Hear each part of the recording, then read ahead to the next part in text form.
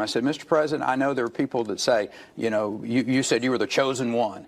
And I said, you were. That was Secretary of Energy, outgoing Secretary of Energy, Rick Perry, perfectly illustrating why evangelical Christians will never turn their backs on Donald Trump. Now, we all know, of course, President Trump has the highest amount of support from evangelical Christians.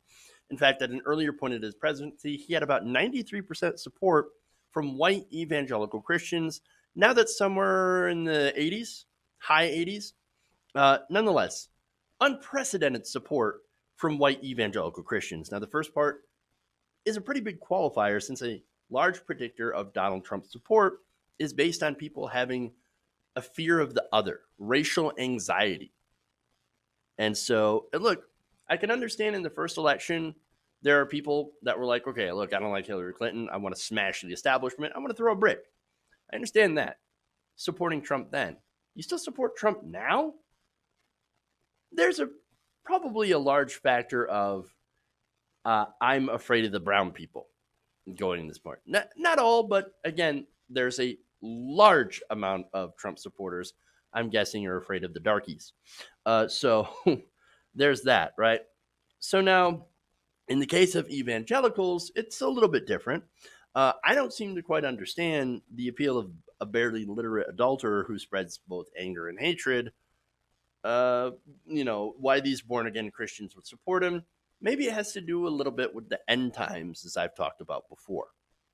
But, hey, look, Rick Perry, he's got an answer to that. God's used imperfect people all through history. King David wasn't perfect. Saul wasn't perfect. Solomon wasn't perfect. And I actually gave the president a little one-pager on those Old Testament kings about a month ago. And I shared it with him. I said, Mr. President, I know there are people that say, you said you were the chosen one. And I said, you were. I said, if you're a believing Christian, you understand God's plan for the people who rule and judge over us on this planet in our government. And less people on the left attack Rick Perry. He pointed out to me, he believes Barack Obama was sent by God as well. He said, for that moment and that time. Oh, nice. Yeah, throw in a little bit of Obama, thinking that those of us on the left, particularly me, are not going to attack him. Oh, man, you got another thing coming, dude.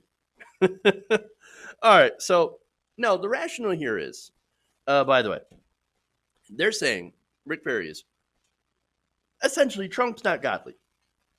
Might not even be a good person. But he's just a tool sent by God, and it's just part of the plan, right? And a lot of these evangelical Christians, they believe very strongly in the plan by God. Now, you're not supposed to know the mind of God. So, whatever that certain people say is the plan of God, well, that must be, and we should not question that. Works really well for a cult.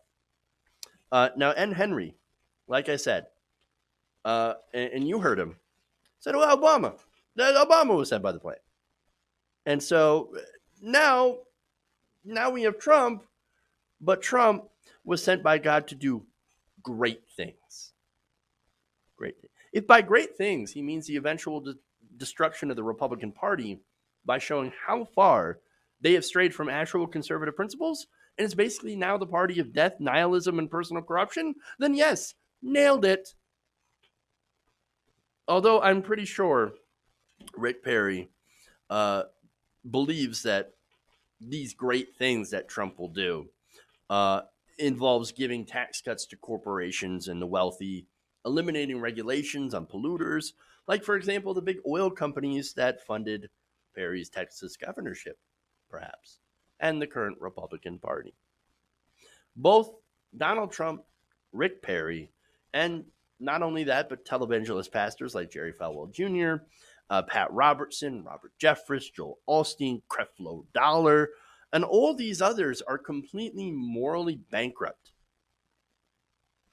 And President Trump is the president for people who think that sending $5 to Pat Robertson will allow them to completely heal themselves of all their earthly afflictions. Ridiculous. Look, These people have turned faith and religion into nothing more than spreading hate against LGBTQ folks and Muslims for personal gain. That's what it is. Yet there are people out there that think that Donald Trump was chosen by God and views his disastrously corrupt presidency as a positive thing. And these are the people that we're never going to reach. And again, let me just add that a lot of these people view these times that we live in right now as the end times.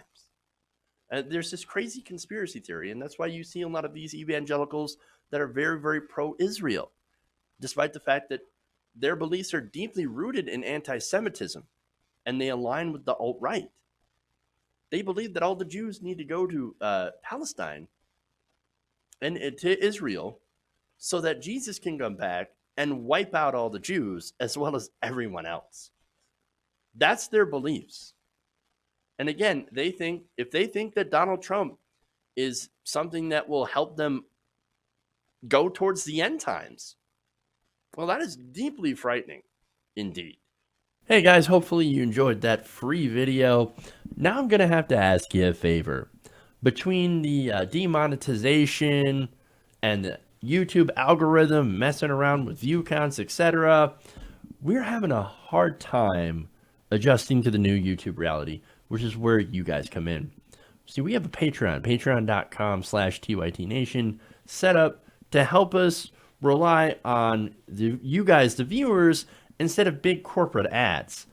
Look, you know the show. You know how I'm not in favor of big corporations anyway. So help us transition away from relying on the ad model to pay the bills and sign up to be a patron, patreon.com/TYTNation. That goes a long way to help us keep the lights on. And you guys will know that you're supporting independent progressive media.